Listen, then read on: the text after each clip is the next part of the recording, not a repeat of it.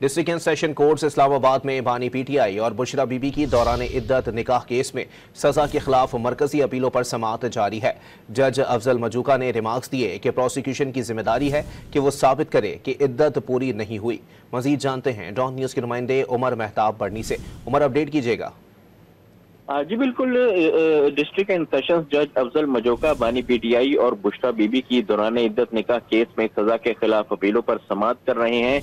दौरान समाअत खावर मानिका के वकील जाहिद आसिफ एडवोकेट जो हैं वो अदालत में पेश हुए और उनकी जानिब से जो अपने दलाइल हैं वो अदालत के सामने रखे जा रहे हैं।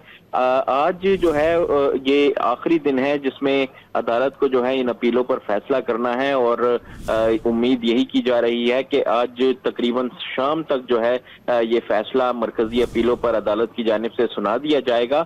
और अगर तो मरकजी अपीलें मंजूर कर ली जाती हैं तो उसके बाद बानी पीटीआई और बुशरा बीवी को अडयाला जेल से रिहाई जो है वो हासिल हो जाएगी।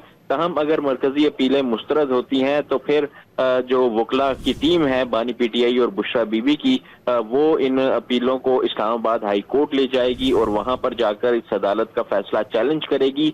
आज शाम तक ये कहा जा रहा है कि इन अपीलों पर जो है वो फैसला आएगा और इस वक्त खावर मानिका के वकील दलाइल दे रहे हैं। उसके बाद बानी पीटीआई और बुशरा बीबी के वकला भी जो हैं वो जवाब में दलाइल देंगे। जी बहुत शुक्रिया उमर मेहताब बढ़नी अपडेट करने के लिए।